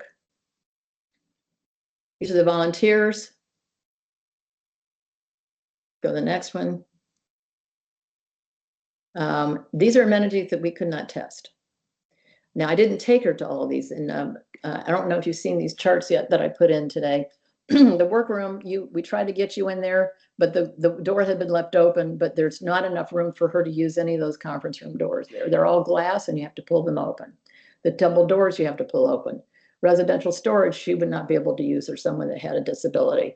The dog recreation with spa, same problem. You'd have to have a special access, but they actually have the dog recreation in this building. It's an indoor park and spa, but if you had an animal, a small animal, you can handle it, put it on your lap. If you're in a wheelchair, you would not be able to use this device because there's no automatic door. Automatic doors is all we're asking for, and the code's got to require it. I'm going to, now, Karen, do you think I should try, just the only warning is when I send this out to you, it's a very large file, lots of videos, 36 pages of text, or total package. Do you want to wait to do that for November, or I just would like for this to get down to Richmond to back up our critical need for the legislature, but that's just me. Okay, well, first, Marilyn, thank you. Thank you, You're Elizabeth. welcome. Thank you to all these wonderful volunteers. I went and saw the site. You did. When it's been a while, I don't remember when, but I was in some of the places, but the video just does so much more. It really hits home. I just wanted to give everybody a little bit of the background. The International Building Code, the construction code, it gets revised every 3 years. And then there's a process that every state, they look at it, and then they determine on the state level if they are going to make any modifications, updates to their construction code. And then they have a deliberative process and they issue a new code. That process is currently in place in Richmond as we speak. So Mr. Amiri talked about it. He indicated that it was either him or one of his representatives that was part of that group. So putting forward our legislative priorities, this is not a piece of legislation, but I was able to talk to 2 staffers, including the county's lobbyist in Richmond, about how we could put this in as a priority legislatively, that the legislature could urge this committee that is working on these code reviews to make this change. So he was super, super helpful. And then I think, Brian, it was your recommendation that we urge our board members to in turn urge our representatives to be behind this. So we really have this unique opportunity, and it is not new code. It's just a piece of the Virginia Construction Code, this particular section that is related to doors. So I would like it very much, Marilyn, if you could send it to everybody, because I'd like us to think about how to brief JD when he comes to this meeting, because we need him behind it. And so we need that carried forward. So I don't know if anybody had any other input on that. Yeah, and just to clarify my recommendation, because I did not see it in the final draft that you sent, Karen, though I have a couple of drafts in there. I'm unsure if I'm missing it. Yeah.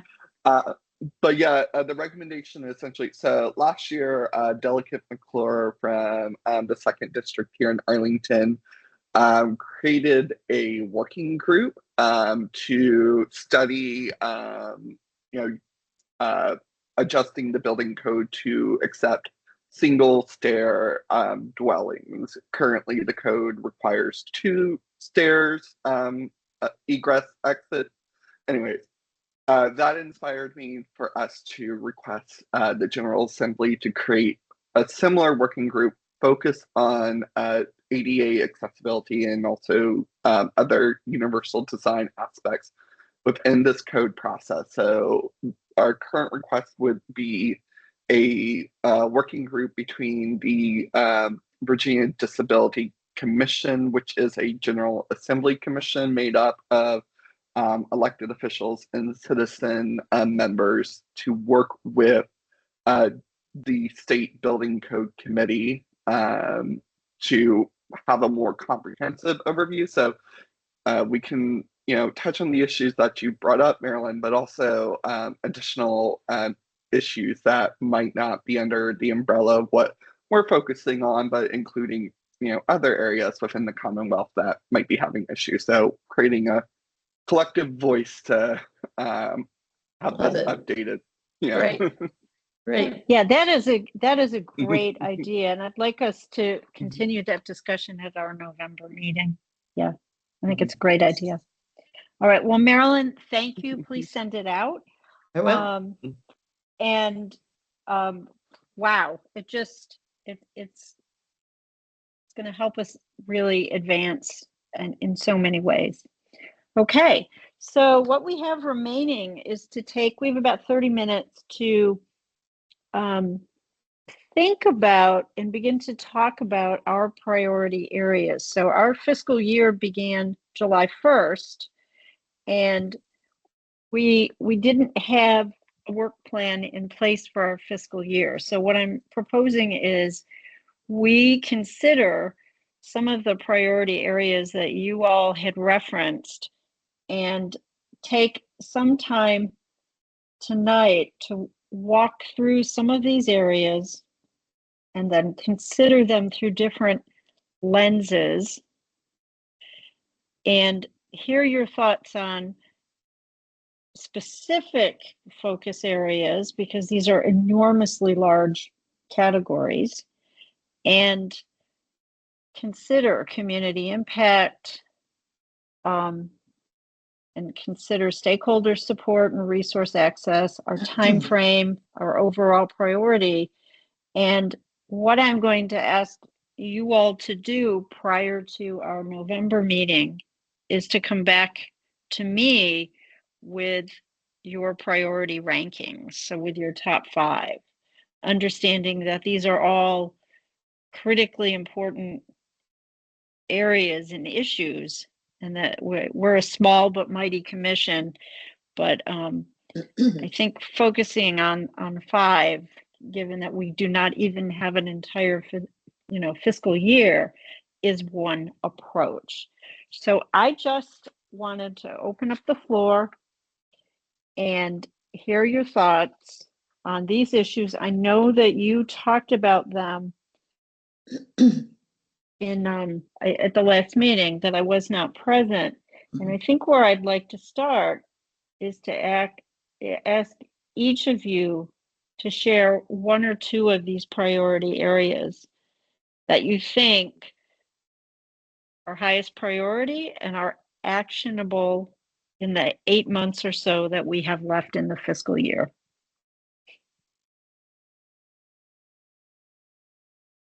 But don't be shy. I don't know who wants to start.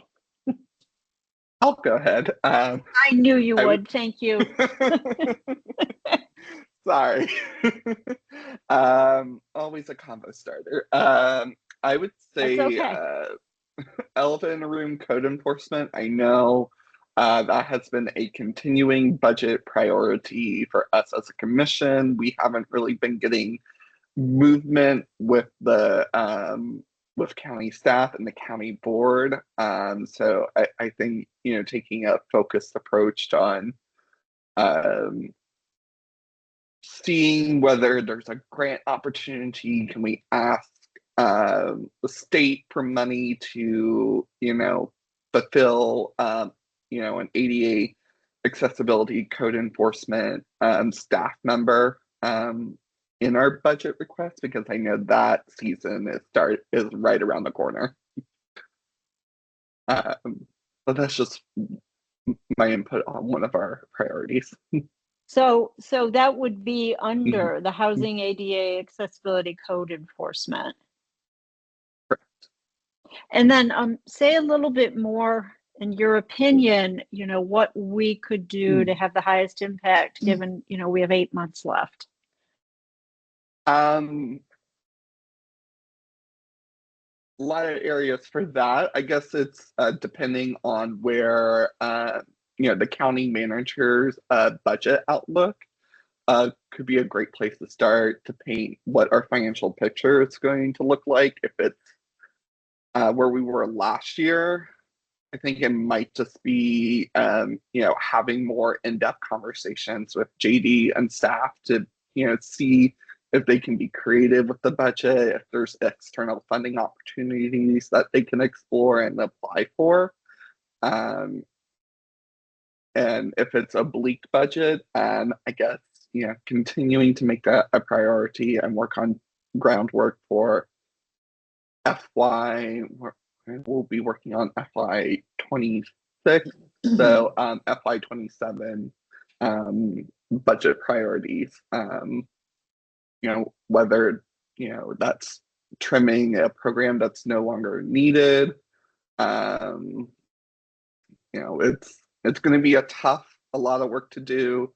Tough decisions might have to be considered. But yeah, so that's general consensus. We're waiting for the county manager's office to give us our next steps. Could I? So Go, Elizabeth, if I can ask a clarification question first. You said that the timing is right to put in this request for the code enforcement staff members. So can you say a little bit more about that? Yeah, the county budget season should be starting soon, and I know we have to put in our budget priorities and have that discussion. And I think starting that discussion now with staff, just so we can give them that heads up early, so they can look at the numbers and see what's possible, I think might be a beneficial exercise for us. Okay. And then what about a second priority for you where you think we can go ahead, Elizabeth. I just wanted to build on what Bryant said. So before he goes to the second, he is correct that we've been asking for a ADA sort of a point person that would look at these particular areas of housing, ADA accessibility, and code enforcement for several years. So when I was chair, it was brought up each year when they were having their budget priorities. So I wanted to build on why we need this. And I think that in order to make it go, Karen, you asked, how can we make this work? I think we need to explain to people what we mean, because right now, housing, ADA accessibility, and code enforcement seems probably very amorphous to folks. They'll say, well, we have a code enforcement guy, when really we know that the code enforcement person is just for Arlington County Code, which is fine, but there are obligations under the ADA for things to be reviewed before they're built, or things are finalized. And as far as we can tell, there is no person that does that. They just rely on the builder to say, oh, we have ADA experts, so we know that it's going to be great. And then for housing, when Doris was active, she knew everything under the sun about housing. And one of the things that she would say is that there's a requirement under the Fair Housing Act that before things were finalized, or somebody had to go through and review, this is for multifamily buildings, would have to review something about accessibility and housing. So long story short, I was thinking, if we had time, and Bryant would know the timetable, we could sort of put one or two things under each of those things to explain what we mean and why it's urgent. And then to make it more valuable, I was going to, and I know I jumped ahead, Bryant, but I was going to have as mine priority it says here accessibility, it says outreach. The thing moved on me. It was I was looking at something else and then it moved and now I can't find it. But it was something about outreach. And community and public outreach. Right. Got it. You're smart. Okay. So that could be under the same thing, because if you had an ADA an ADA person, and they're not going to have that much to do under the code enforcement. So they could also take on, how do we actually make it so that people can see what there is? Like if you go onto the regular transportation page, it's hard to find stuff about STAR, for example. Or if you go on to look for who do I contact to make a curb cut fix, it's impossible to find. It's not impossible, but so those two things could go together in the same person, depending on how we called them. We called what we wanted. So what I'm hearing you say is this additional resource could identify and share to the community what's out there in terms of accessibility and disability resources. A little bit of what we've talked about, that right now it is challenging, I think, for residents to find out about services.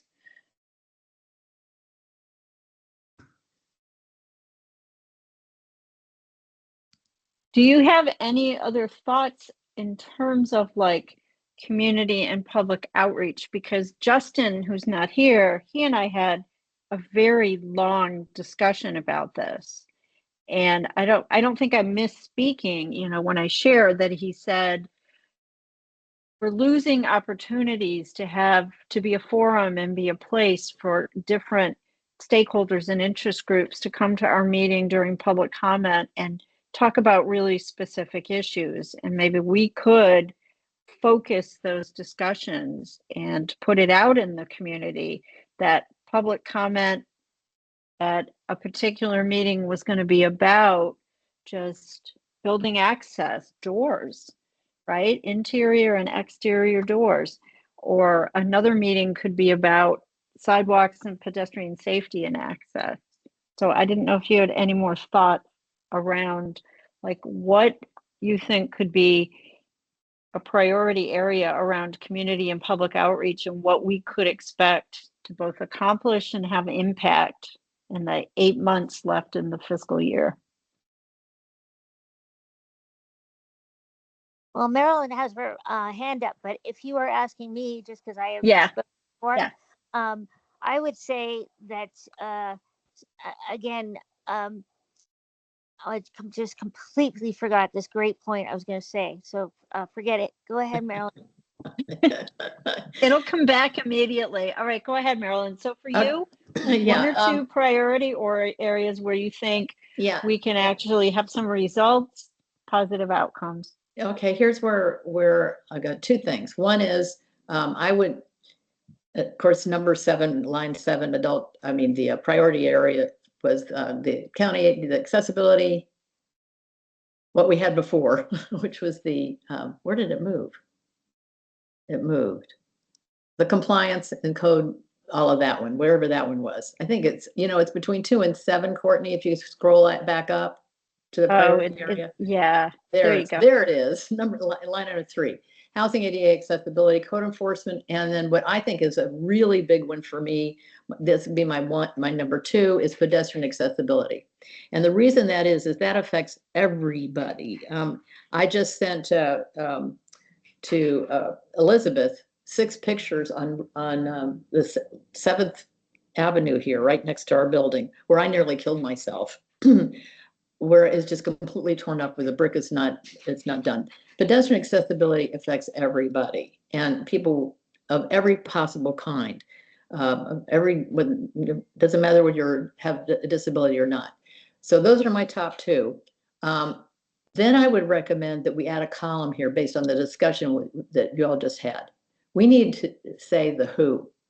We need to add a column that says, who do we go to about this, and this? That would be such a huge aid for me, is to say, and we can make it living, so that it can change, obviously.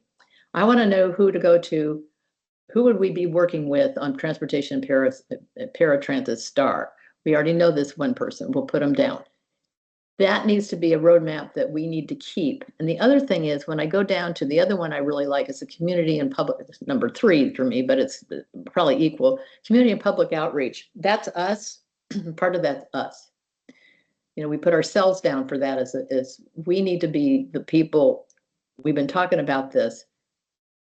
We need a face from us to the community and back. And that's something we really desperately need. I know, Karen, you talked about this way back. That's something that I think we need. But I think that column would say that's a lot of that is going to be us, community and public outreach. So I think it's a great idea for us to keep working with this and go spend the time thinking, scratching our heads. But I just gave you my 2 priorities with an idea of adding the who to contact for each one of these things. And maybe even breaking out what Elizabeth just said about the housing, ADA accessibility, and code enforcement. They've got subheaders, or they need to be broken out. Yeah. As one other idea. So anyway, that's my input so far. Okay. I think, Elizabeth, you followed, and then Laura is next. Okay, I wanted to build on Maryland. These are directly related to Maryland, what Maryland said. I don't know exactly what it is, but my husband is very involved with the Pedestrian Advisory Committee and the Bicycle Advisory Committee. And I believe we had someone come to our meetings very recently, and they seemed to say that the county was working on something. They showed us maps that were inaccessible. The county was working on something about all the streets, and their first goal was to make sure pedestrian access happened. And since that was their primary goal, we should just assume it in everything they were doing. So my point is, we could either say that is of the utmost importance because the county is already working on it, so they need us to really weigh in, or we could say, oh, we don't need to focus on that one because the county is already working on it. Right. Yeah. Courtney and well, Brian has a good memory. Do you guys remember? Was that just recent that person came in, and what was that about again? He came to our meeting with charts, and we looked. I know, and I don't remember. Courtney, do you remember? I But don't. I'm sorry. but we I have to go back and. that I wasn't I'm not crazy, right? Okay. No, Brian, what about you? No, I can't remember who that was. I mean, I think this event that Elizabeth and I are part of with Commission on Aging Transportation Subcommittee around pedestrian safety and accessibility, I think that is a good place to like capture the attention of county staff in terms of why it's important from our perspective. The group has been talking about it being like a month-long event that DAC and the Commission on Aging are at multiple community events, which could satisfy our desire to be out there in terms of community and public outreach and sharing resources with the community. I don't know exactly. I mean, there is definitely a lot of Vision Zero signage that's out there asking for community residents for input on Vision Zero, but I think that's different. So Yeah, I will say a lot of I've seen a couple of county commissions, like the Commission on the Status of Women. They have a booth at the Arlington County Fair. right. So Yeah, did so the it's like Commission on Aging, and I know it's a ways off, but we could partner with them. So ways off, but since we meet once a month, a lot of planning. yes. Yeah. How about Laura? You've been very patient. For you, 1 or 2 priorities that you think we could actually have an impact in the 8 months or so in our fiscal year? Yes, thank you.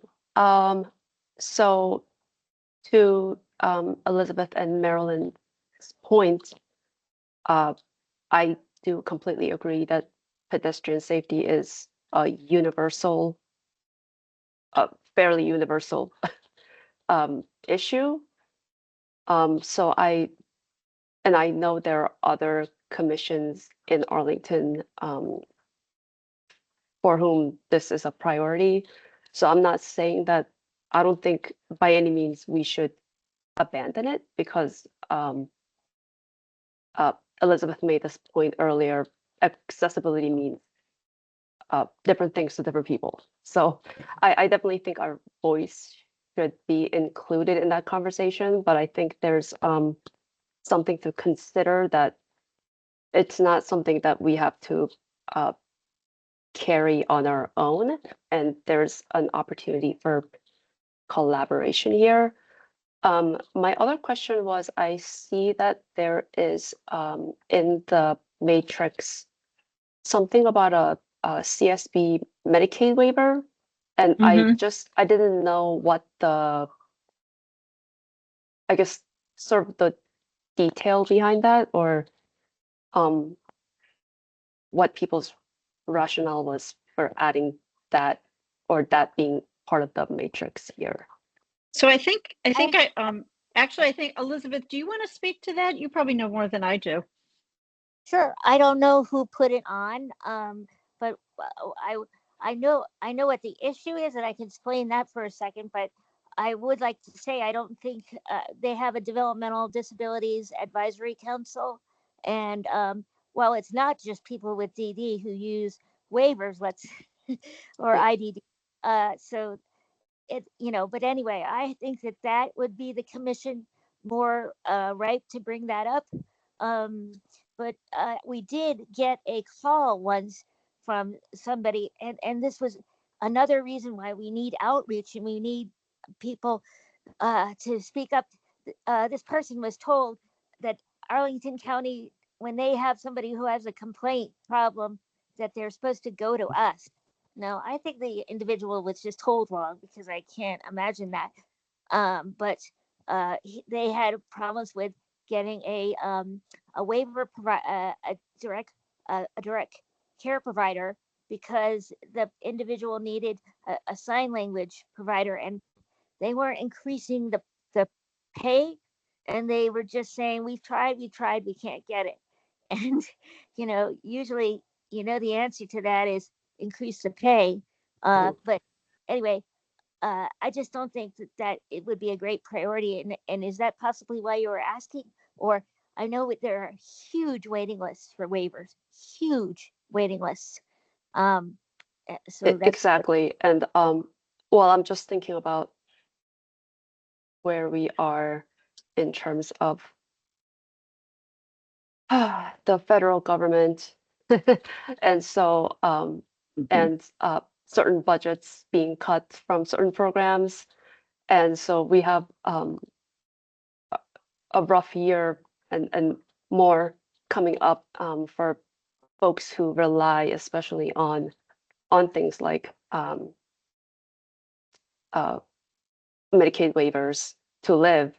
And it was already not great before, and it's not going to get better. So I do think that that's important. I don't know how much can be done in 8 months, but I do want to keep in mind that because of the federal shutdown right now, WIC is having an issue. SNAP may also have funding issues. I mean, it will because of HR1, but also because of the government shutdown, and Medicaid will have issues. So I don't know what we as a part of one county and one state can do. But I do want to be a resource, for us to be a resource to folks. And so to that end, I think an important priority, I don't know if it's number one, but it just jumped out to me. There was one in the matrix about the clearinghouse. And I'm in my mind that was like a place to be a resource for folks. Like we've mentioned, like who do you contact if there's no curb cut in front of your building, or if you're having issues with Medicaid waivers, or even simpler things, or your landlord is not being very accommodating to your accessibility needs because you're a wheelchair user, or so I do think that's something. It's not simple, but at least we can, if we have create a resource, I think that's doable in the next 8 months. What I like about that, but I'd like to add on, the worry is, I mean, I think Marilyn and I are part of this group Marilyn and I have agreed to start a list like that, but I wouldn't want us to be maintaining the clearinghouse or even be the people that have to say, oh, if you want to work on waivers, go to this person who's applying, putting in a new contract. And so I'm thinking with Maryland that it would kind of be a one-time thing. And then we could go as part of I like the idea as far as going as part of the DAC and saying, here's a resource list we put together. Here's how long it took, because, right now, if you look at the disability website, it has Courtney's name. And I'm sure Courtney doesn't want people calling every time they do curb cut. And then when you call Courtney, you find out she has a huge job on her own. So I think it's really needed. And I think building off of what you said, which I hadn't even thought of, we could take if this list is created, we could take it to them and say, there's nothing like this currently. Please continue to do this. And by the way, we need an ADA coordinator who works on housing, ADA access, code enforcement, and this, darn it. Darn it. Also with the waiver thing, I am a waiver expert, a Medicaid waiver expert, so I love the idea. But one other reason why I think that maybe this isn't the right format is, again, because there's the disability IDD commission, but also the ARC, the Northern Virginia ARC, has a special initiative that they have called the Break Open the Waiver Waiting List or something. You might even know the name, Laura.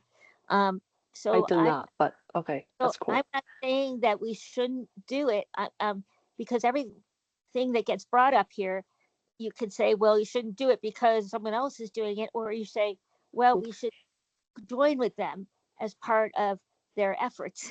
So I like both things you said, Laura. So I'm gonna stop because it is actually 8:58 and beg your permission if we could go an extra 10 minutes.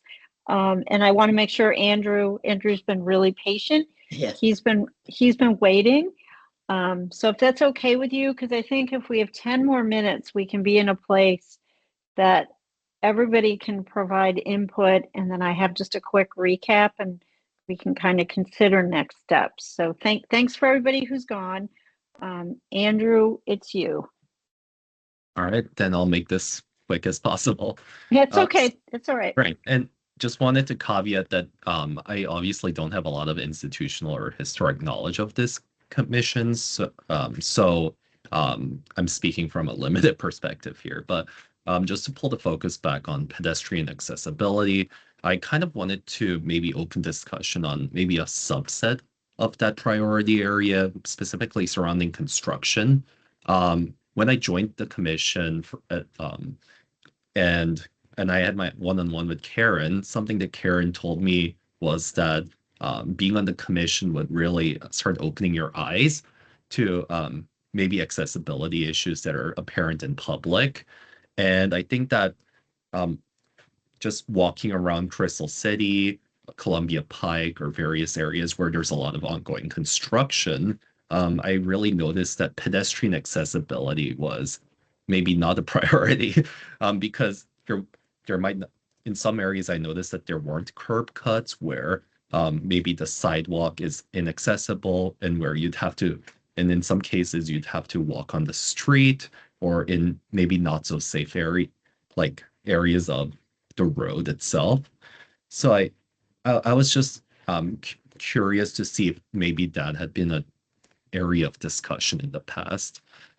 So I just wanted to maybe open that up for consideration or discussion as kind of as a subset of pedestrian accessibility. Just to talk about maybe community engagement very briefly. Um, Obviously, I don't have too much knowledge of the things the commission may have done in the past. I'm just, and maybe this requires me to talk with more commissioners here, but I'm just curious to see like maybe what strategies and engagement opportunities we've engaged in, because I feel like this is one of those issues where we need to at least internally test various methods or various community engagement strategies before we elevate the issue to larger stakeholders and say, hey, we need additional help or assistance, right? So that's kind of where my mind goes, at least in that priority area. Thank you so much for saying that about the community and public outreach and this idea of not being afraid, to test. And I know that you've got experience in this area, so we are very excited. So we'll come back to you. And I think this pedestrian safety and accessibility event that's being envisioned can be an opportunity to do a little bit of that testing, like even trying out some of our ideas within our commission, but maybe also with the folks at the Commission on Aging. And I think we've got some shared interest, and we're not a large commission. We're still recruiting members. So I think that's a really good opportunity. So thank you for mentioning that. And then going back to your comment about construction, before you joined the commission, Marilyn worked tirelessly to address just parking, accessible parking at a farmer's market. And the construction just overtook the accessible sites, but it also severely limited pedestrian access. And you see this over and over again in the county, like your observation, now you're looking through different eyes everywhere you go in the community, and you're noticing that. So thank you for raising that. Yeah. I'm going to add something real quick. Sorry, I didn't have. I'm going to let Marilyn and then Elizabeth go, and then I'll try to sum up. So go ahead.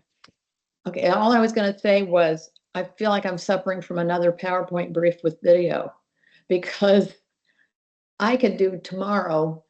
We could go together.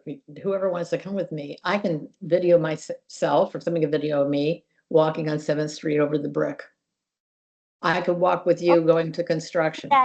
I can just reuse the briefing and just keep going, and we can do this. So, because some of what we've got to do is, because people aren't walking our walk, we have to show them. And I think I'm just figured it out on my own. The video speaks volumes, and maybe that's what we need to do next. That's just one other thing that we can consider. I'm not saying we can do it right now because I'm tired, but yes, something that we could do. I mean, it wouldn't be that hard. It wouldn't be that hard.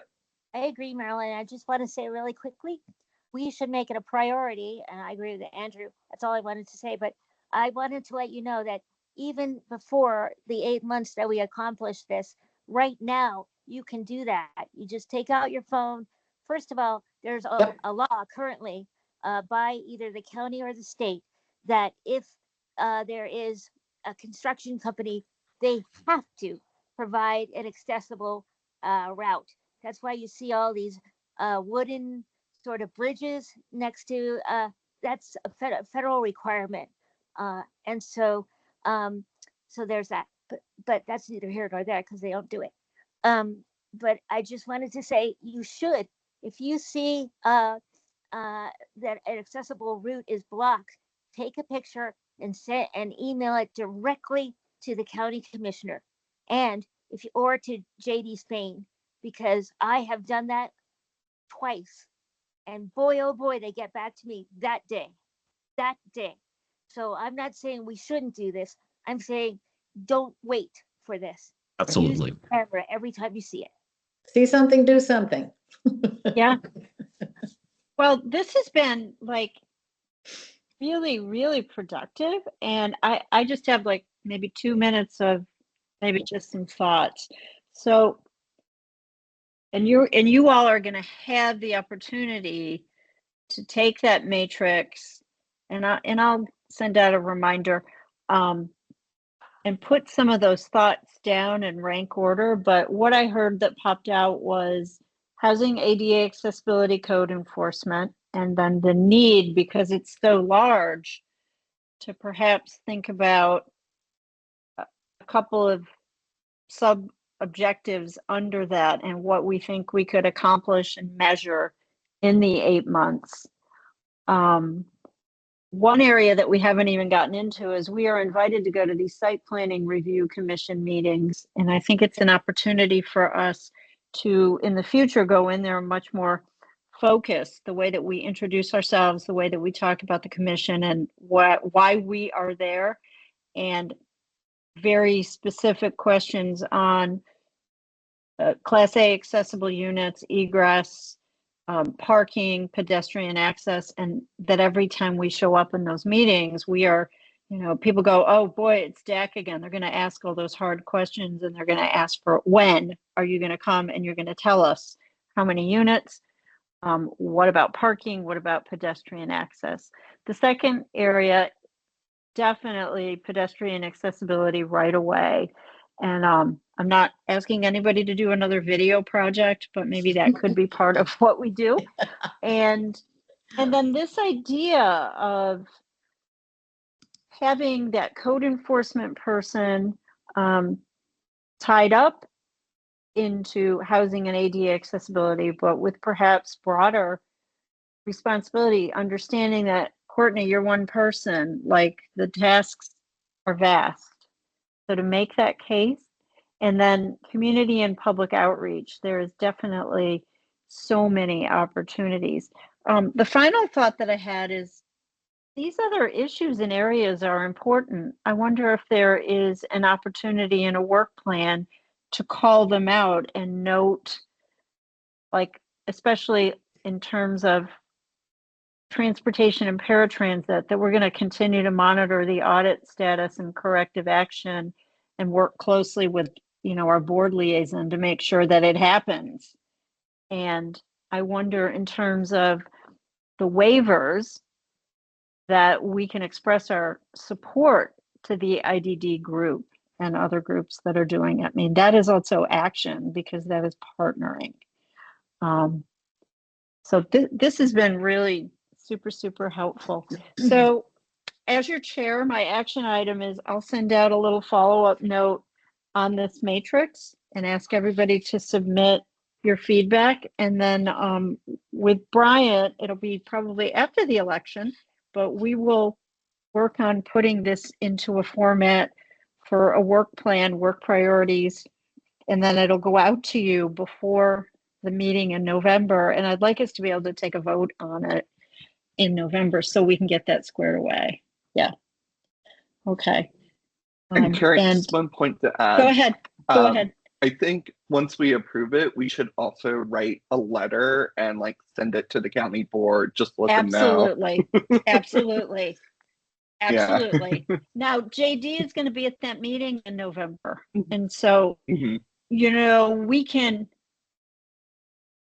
have a discussion, we can vote to approve it, but he may have some really good input and some suggestions, and we can roll them up. Like, that's my thought, that I think that'll be the place to do it. Yeah, excellent. Absolutely. Okay. All right. With that, I wanted to adjourn the meeting, and thank you to everybody. Really productive. Have a good evening. Thank you. You too. Thank you. Oh, do we need Good to night. do a motion to adjourn?